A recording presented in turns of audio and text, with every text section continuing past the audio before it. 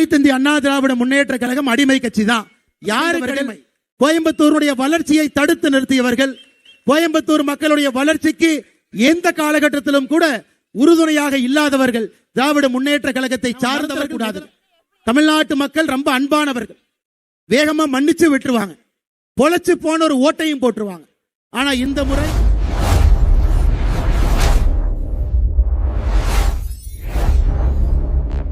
செய்தவர்கள், கோயம்புத்தூருடைய வளர்ச்சியை தடுத்து நிறுத்தியவர்கள், கோயம்புத்தூர் மக்களுடைய வளர்ச்சிக்கு எந்த காலகட்டத்திலும் கூட உறுதுணையாக இல்லாதவர்கள் திராவிட முன்னேற்ற கழகத்தை சார்ந்தவர்கள். முதலமைச்சரிலிருந்து கட்சியினுடைய கடைக்கோடி தொண்டன் வரை கோயம்புத்தூருடைய வளர்ச்சிக்கு எதிராக மட்டும்தான் பாடுபட்டு இருக்கின்றார்கள்.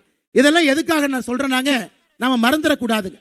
தமிழ்நாட்டு மக்கள் ரொம்ப அன்பானவர்கள், வேகமா மன்னிச்சு விட்டுருவாங்க, பொழைச்சு போன ஒரு ஓட்டையும் போட்டுருவாங்க. ஆனா இந்த முறை பொழைச்சு போங்கின திராவிட முன்னேற்ற கழகத்திற்கு ஒரு ஓட்டையும் கூட இந்த பகுதியினுடைய அன்பு சொந்தங்கள் நீங்கள் அளிக்க கூடாது என்கின்ற தாழ்மையான வேண்டுகோளை இந்த கூட்டத்தின் மூலமாக உங்களுக்கு வைத்துக் கொண்டிருக்கின்றோம். அருமை சொந்தங்களே, இன்னைக்கு இந்த பஞ்சாயத்தை முடிவு கொண்டு வரணும். அந்த திராவிட முன்னேற்ற கழகத்தினுடைய மேடையில் முதலமைச்சர் மு க ஸ்டாலின் அவர்கள் பேசுறாரு, அதிமுக அடிமை கட்சி, பாரதிய ஜனதா கட்சியை பொறுத்தவரை சங்கி கட்சி, ரெண்டு பேருமே டெல்லிக்கு அடிமையா இருப்பதற்காக ஒரு கூட்டணியை உருவாக்கி இருக்கிறாங்க. இதை தற்கூரி உதயநிதி பேசியிருந்தால் பரவாயில்லை, மன்னிச்சிடலாம். ஆனா தமிழகத்தினுடைய முதலமைச்சராக இருப்பவர், திராவிட முன்னேற்ற கழகம் ஆட்சியில் இருந்ததை விட அவர்களை விட அதிகமாக ஆட்சியில் இருந்தவர்கள் அனைத்து இந்திய அண்ணா திராவிட முன்னேற்ற கழகத்தினுடைய கட்சியும் அதனுடைய தலைவர்கள். ஒரு முதலமைச்சர் இந்த வார்த்தையை பேசிய பிறகு அவருக்கு நாம பதில் சொல்லினா தப்பா போய். ஆமாம், என்னை பொறுத்தவரை அனைத்து இந்திய அண்ணா திராவிட முன்னேற்ற கழகம் அடிமை கட்சி தான். யாருக்கு அடிமை? மக்களுக்கு அடிமை. மக்களை எஜமானராக மதித்து மக்களுக்கு அடிமையாக இருக்கக்கூடிய கட்சி. தேசிய ஜனநாயக கூட்டணியும் அடிமை கூட்டணி தான். யாருக்குங்க? தமிழ்நாட்டினுடைய மக்களுக்கு நாங்கள் அடிமை. தமிழ்நாட்டினுடைய மக்கள் எஜமான்களாக அவர்களுக்காக சேவை செய்ய வேண்டும் என்று நினைக்கக்கூடிய கூட்டணியை நீங்கள் அடிமை என்று சொன்னால் அதை பெருமையாக எங்கள் நெஞ்சிலே அணிந்து கொண்டு மக்களுக்காக 100 நாட்கள் நாங்கள் இங்கே இருப்போம், களத்தில் இருப்போம், ஆட்சி மாற்றம் வரும். முதலமைச்சர் அவங்க அதோடு நிக்கல. இன்னைக்கு ஒரு பெரிய பொய்ய நம்முடைய கிராமத்தில் இருக்கக்கூடிய பெரியவங்கிட்ட விதைச்சுக்கிட்டு இருக்கிறான். 100 நாள் வேலை வாய்ப்பு திட்டத்தை பாரதிய ஜனதா கட்சியினுடைய ஆட்சி மத்தியில அதை நிறுத்த போறாங்க.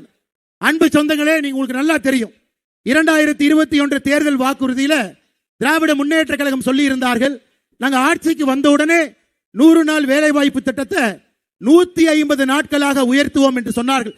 சொன்னாங்களா இல்லைங்களா? நீங்க சொல்லுங்க. ஆட்சிக்கு வந்தா 100 நாள் வேலை வாய்ப்பு திட்டத்தை 150 நாட்களாக உயர்த்துவோம் என்று திராவிட முன்னேற்ற கழகம் சொன்னார்களா? இதுவரை எதையும் செய்யல, ஒரு துரும்பை கூட கிள்ளி போடல. ஆனா பாரத பிரதமர் நரேந்திர மோடி அவர்கள் தேர்தல் வாக்குறுதியா கொடுக்காம இன்னைக்கு 100 நாள் வேலை வாய்ப்பு திட்டத்தை 125 நாளாக உயர்த்தி இருக்கின்றார். 125 நாளாக. அன்பு சொந்தங்களே, கடந்த 4 ஆண்டுகள்ல மேலே நடப்பது பாரதிய ஜனதா கட்சியினுடைய ஆட்சி, இங்கே நடப்பது நமக்கு எதிரான ஒரு ஆட்சி, எதிர்கூட்டணியில் இருக்கக்கூடிய ஆட்சி. யோசிச்சு பாருங்க, 100 நாள் வேலை வாய்ப்பு திட்டத்துக்கு இந்தியாவில் அதிகமான பணத்தை பாரத பிரதமர் கொடுத்தது தமிழ்நாட்டிற்கு மட்டும்தான். உத்தரப்பிரதேசத்தை விட, மகாராஷ்டிராவை விட, ஹரியானாவை விட, பாரதிய ஜனதா கட்சி ஆளுகின்ற மாநிலங்களை விட இந்தியாவில் 100 நாள் வேலை வாய்ப்பு திட்டத்தில் அதிக பணத்தை கொடுத்தது தமிழ்நாட்டு மக்களுக்கு தான். அதனால் இங்க இருக்கக்கூடிய 100 நாள் வேலை வாய்ப்பு திட்டத்தில் பயன்பெறக்கூடிய நம்முடைய அம்மாக்கள், நம்முடைய சகோதரிகள், நம்முடைய தாய்மார்கள் எல்லோரும் நன்றாக புரிந்து கொள்ள வேண்டும்.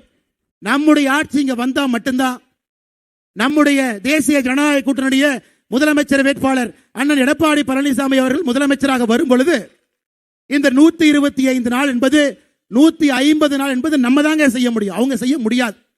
அருமை சொந்தங்களே, சமீபத்தில் ஆந்திர பிரதேஷ் போயிருந்தேன்.